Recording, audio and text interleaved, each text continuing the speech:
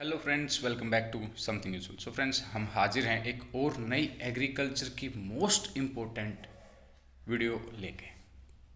तो जैसा कि आपको इफ़को के बारे में पता ही होगा, अगर आप एग्रीकल्चर से हैं तो फ्रेंड, इफ़को इंडिया के अंदर, फॉरेन कंट्रीज़ के अंदर बहुत सारे इसके वेंचर्स हैं जो चलते रहते हैं, और आपके पास एक मौका है कि आप इफ़को का एक पार्ट बन सकते हैं as a agriculture graduate training के तौर पर।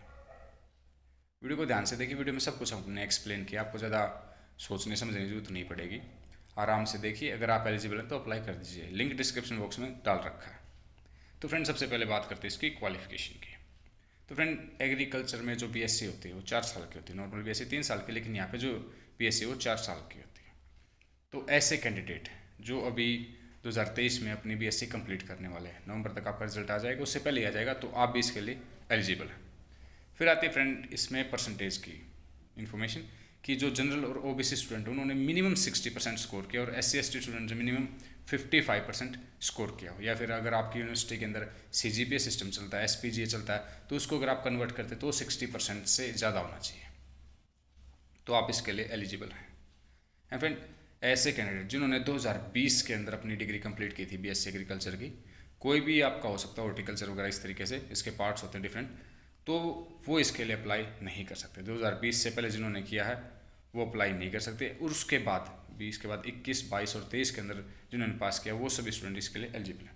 एंड नेक्स्ट है फ्रेंड, कि आपका जो भी इंस्टीट्यूट है, चाहे आपका कॉलेज है या फिर यूनिवर्सिटी है, वो यूजीसी अप्रूव्ड होना चाहिए, उसके पास मान्यता हो, या फिर उनके पास परमिशन हो कि हाँ, हम ये कोर्स स्टार्ट करवा सकते हैं। बिकॉज इंडिया है तो यहाँ पे बहुत सारे ऐसी यूनिवर्सिटीज़ चलती रहती है जिनके पास मान्यता होती नहीं और बच्चों को ग्रेजुएट कर रहे हैं, तो इस चीज़ का ध्यान रखें।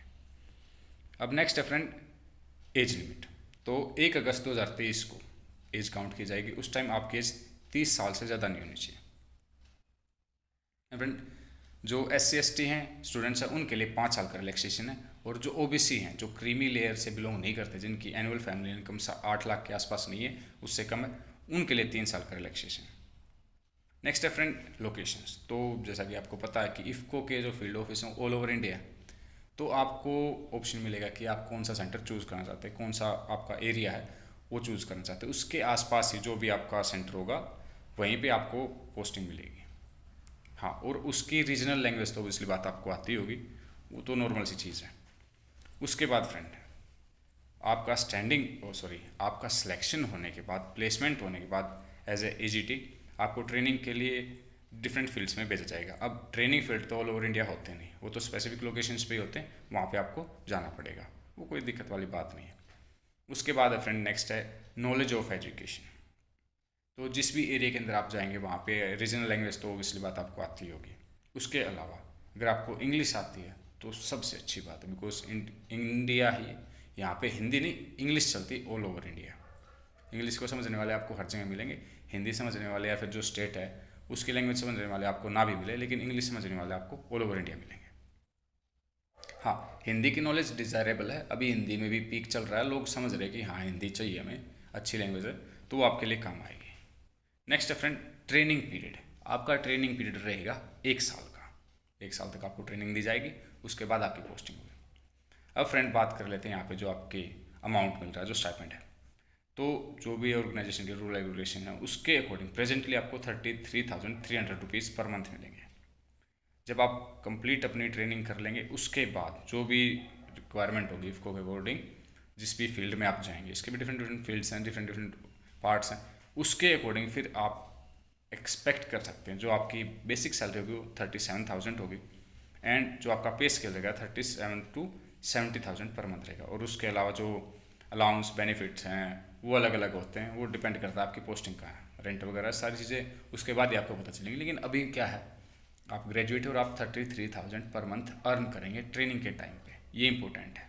तो इस चीज़ के बारे में मुझे, गवर्नमेंट है तो इसके बारे में मुझे अप्लाई कीजिए, आप बस देखिए अगर आप एलिजिबल हैं तो अप्लाई कीजिए। उसके बाद नेक्स्ट है फ्रेंड सर्विस बॉन्ड। यहाँ पे आपको एक सर्विस बॉन्ड भी फिल करना है, बिकॉज क्या होता है कि बहुत सारे बच्चे 20-25 जगह फॉर्म फिल कर देते हैं, फिर जॉब को छोड़ते फिरते हैं।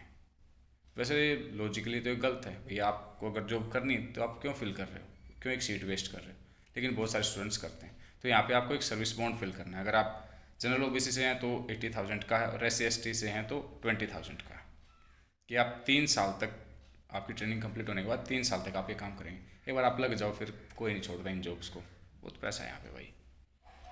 अब बात करते फ्रेंड सिलेक्शन प्रोसीजर की। तो ये आपका सीबीटी होगा जो आपके खुद के लैपटॉप वाईफाई सॉरी आपके खुद के लैपटॉप या कंप्यूटर से होगा, ओपन होगा। उसमें आपको चीटिंग मत करना बिकॉज वो चेक करते रहते हैं बीच बीच में।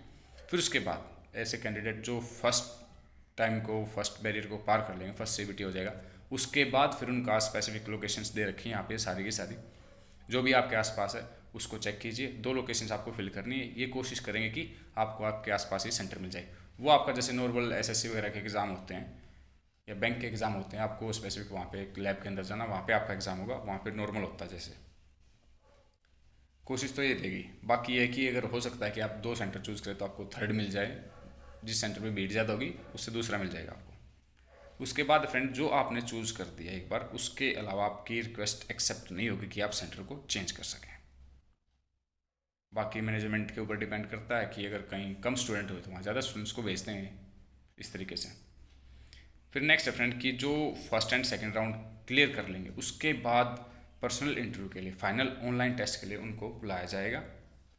फिर उनका ऑनलाइन इंटरव्यू होगा, सेकंड टेस्ट के बाद थर्ड आपका पर्सनल इंटरव्यू होगा, उसमें आप सेलेक्ट हो गए। फिर होगा आपका मेडिकल एग्जामिनेशन। तो नॉर्मल सी चीज़ें भी, आपको कोई एलर्जी वगैरह ना हो, बिकॉज आपको कहीं ऐसे एरिया में भेज दें और आपको एलर्जी हो तो आपको प्रॉब्लम हो, आपको दिखाई से ही देता हो, आप ऐसे बंदे भी तो होते हैं ना, ऐसे बच्चे भी तो बार बार बीमार पड़ते रहते हैं। अब भाई आपको जाना है कहीं पे 2 महीने के लिए, 3 महीने के लिए, 1 साल के लिए, और आप बार बार बीमार पड़ रहे हो, आप ट्रेनिंग नहीं कर रहे हो, आप डॉक्टर आपको ट्रीटमेंट दे रहे हैं, तो ऐसी नॉर्मल सी जी मेडिकल एग्जामिनेशन होता है वो आपकी हो जाएगी। उसके अलावा फ्रेंड्स सबसे इंपॉर्टेंट ये है, जनरल रूल है कि ये जो जॉब है ना, ये नहीं कि आप बस एसी ऑफिस में बैठेंगे और आप काम कर लेंगे।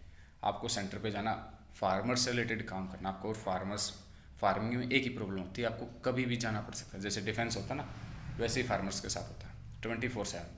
अब भाई किसी कोई बीमारी आ गई तो उसका सोल्यूशन भी आपको करना है, बाढ़ आ गई तो वहाँ पे भी सूखा पड़ेगा, तो अभी मतलब बहुत सारी चीज़ें हैं। रफ एंड टफ जॉब है, आप ये लगाइए। जैसे डिफेंस के होते हैं ना, वैसे ही फार्मिंग भी एक ऐसे ही जॉब है, रफ एंड टफ। आपको किसी भी एरिया में जाना पड़ सकता है आपके लोकेलिटी में, 10, 20, 50, 100 किलोमीटर के अंदर। अगर फार्मर्स को प्रॉब्लम है तो आपको ही जाकर वो सोल्व आउट करनी पड़ेगी। तो ऐसे स्टूडेंट जिनके पास एप्टीट्यूड है, जिनके पास विलिंग है फील्ड के अंदर काम करने की, उनको यहाँ पे अप्लाई करना चाहिए। और अब लास्ट टाइम है फ्रेंड कि ऐसे कैंडिडेट जो एलिजिबल हैं और जो इंटरेस्टेड हैं, उनको लिंक डिस्क्रिप्शन बॉक्स में मिल गया, उस पर अप्लाई करना 7 अक्टूबर 2023 तक। ये तो था इसका।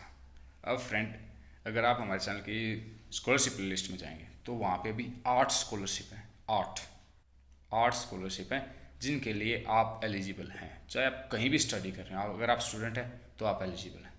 तो एक बार उनको जाके भी चेक कर लीजिए। अगर आप एलिजिबल नहीं तो आपका छोटा भाई बहन है या आपके सिबलिंग है, 101% गारंटी है। LIC, HDFC, कोटक कन्या और कोटक महिंद्रा बैंक, ये 4 स्कॉलरशिप ऐसे जो 101% मिलती हैं। उसके अलावा अगर कोई फॉरेन में स्टडी करना चाहता है तो उसके लिए भी 2 करोड़ की लोन स्कॉलरशिप है। और जो कोई फर्स्ट ईयर ग्रेजुएट हो तो उसके लिए 2 लाख रुपए की स्कॉलरशिप रिलायंस दे रहा है। तो एक बार प्लीज़ चाहिए, उनको चेक कीजिए, उनको फिल कीजिए, बिकॉज वो स्कॉलरशिप 2 बार एक्सटेंड हो चुकी हैं। 90% चांस है कि आपने फॉर्म फिल किया और आपको स्कॉलरशिप मिल जाएगी। Thank you friends, thank you for time. मिलते हैं नेक्स्ट वीडियो में, तब तक स्वस्थ रहिए, मस्त रहिए। और हाँ, चैनल को शेयर कीजिए, बिकॉज स्कॉलरशिप 2 बार एक्सटेंड हो चुकी हैं, बच्चे नहीं मिले, और एक स्पोर्ट्स वालों के लिए भी। तो फ्रेंड प्लीज़ ऐसे कंटेंट को ज़्यादा से ज़्यादा शेयर कीजिए जो बच्चों की लाइफ चेंज करे, उनके पेरेंट्स की हेल्प करे, उनकी एजुकेशन में हेल्प करे। वाहियात के ब्लॉगर्स को देखने से कोई फ़ायदा नहीं है। चलिए मिलते हैं नेक्स्ट वीडियो में। Thank you.